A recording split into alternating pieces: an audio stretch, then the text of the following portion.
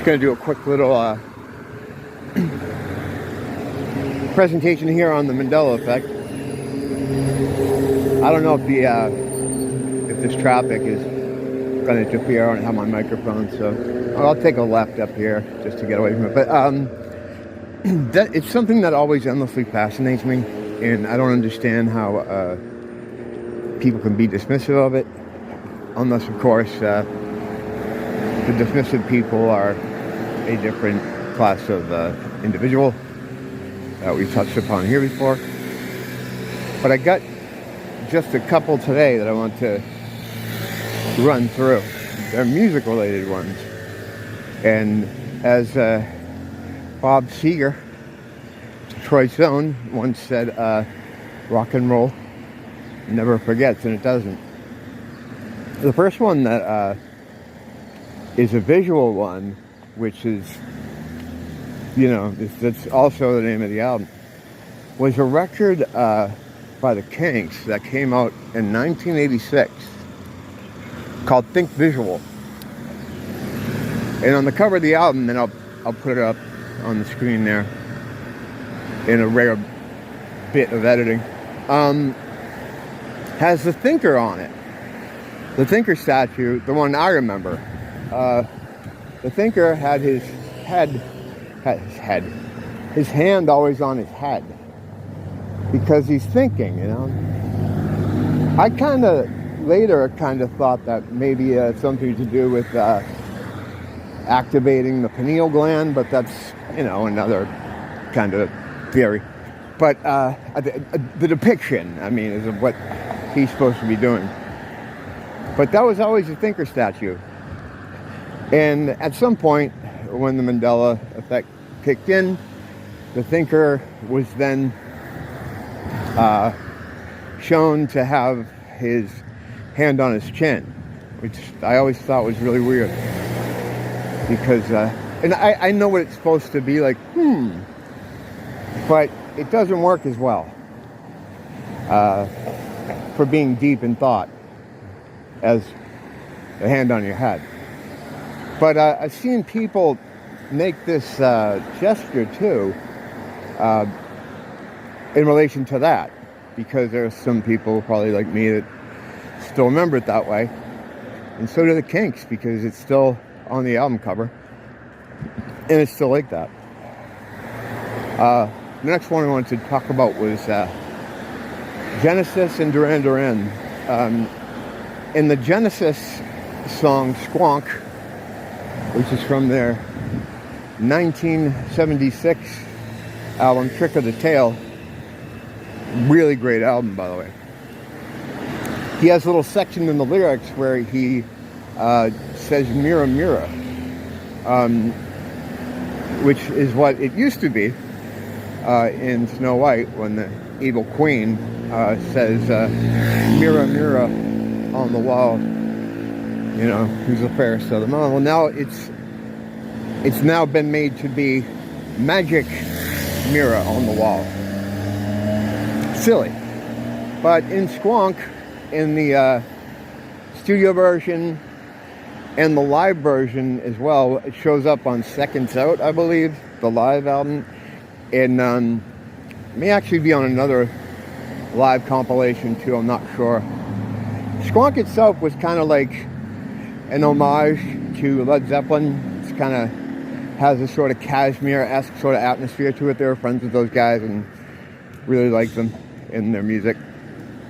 They didn't often get quite that bombastic or heavy, but they definitely had some Zepp nuances in there in the 70s stuff. Later, I did a review for an album from Duran Duran called Thanksgiving. It's a live album that chronicles the Medazzaland tour, which was the Ultra Chrome Latex and Steel tour in 1997 and 98. It was a record store day release, but when the album begins, there's this kind of atmospheric musical piece that Nick Rhodes put together, and it leads into another atmospheric musical piece, which is a title track to Medazzaland called Medazzaland, which features Nick's only ever recorded vocal on a Duran album. But it has a voice, a from a movie. I think it's from the actual Disney film of her saying "Mirror, mirror on the wall," or it's another actress who is reciting a part from the film. Nevertheless, it's there. It's "Mirror, mirror on the wall." So that's two for "Mirror, mirror." And now, "Mirror, mirror," along with the thinker, you can find a residue of this stuff. And what residue is a term given for things that sort of survive the change, like that people can see still in the way it originally was, or it was originally to us in our, timeline or whatever. And then lastly, a big one is the Twisted Sister Warriors one. Twisted Sister released an album in 1985 called Come Out and Play. And it was sort of a street theme aesthetic. It was based on the movie The Warriors. And in the beginning of the album, Dee does an impersonation of, I forget the guy's name, but he's the main bad guy. At the end of the film, he corners the Warriors at a pier. And he knows they're in there. And he's trying to goad them out, So he sits there in a car. He's got a couple bottles. And he's banging them together. He's going, "Warriors, come out and play." So Dee, in the beginning of the album, does, he recreates that. Except he says "Twisted Sister." He's like, "Twisted Sister, come out and play." And he's banging the bottles. And that leads into the song "Come Out and Play." So, years later, when this thing started happening, it was changed to "Come Out to Play," which, like a lot of these changes, makes the phrasing a lot clunkier or weird, or in some cases wrong. I guess people can say "come out to play," and it's been used before, I guess, but it's usually regularly "come out and play." Can so-and-so come out and play? This is how it is, and that's how it was in The Warriors until now. Now it's changed to "come out to play." However, all the Twisted Sister stuff remains "come out and play." And if you go to the Wikipedia page for the "Come Out and Play" album, they mention its ties to The Warriors, and in specific how Dee does the recreation of the villain calling out the Warriors with the "come out and play." Except now in the film, it's "come out to play." And like all these Mandela effects, you could get a VHS copy of this movie from, 1980 or whenever. When did the movie come out? 79? It was 79. But it doesn't matter what media you get it on, it's going to have the change, These musical ones are minor compared to some of the other stuff, like moving continents and changing people and the Lindbergh baby being found. There's a lot of other weird stuff. One I like that I think is crazy is when 9/11 happened, when 7/11 happened, when 7/11 was a part-time job, it was, they're making a big deal about the fact that it was the first attack on U.S. soil. I kept hearing that over and over again. Like, it's the first attack on U.S. soil. And the first terrorist attack. Oh, the humanity. But there. Yeah. I'm glad I caught that. I just fell flat on my face. But, and I broke a cigarette too. But anyway, no injuries. The first terrorist attack turns out to be the Black Tom Island attack, which happened prior to World War I, where some German saboteurs blew up a munitions storage area in New Jersey, in New Jersey, but it was near the Statue of Liberty.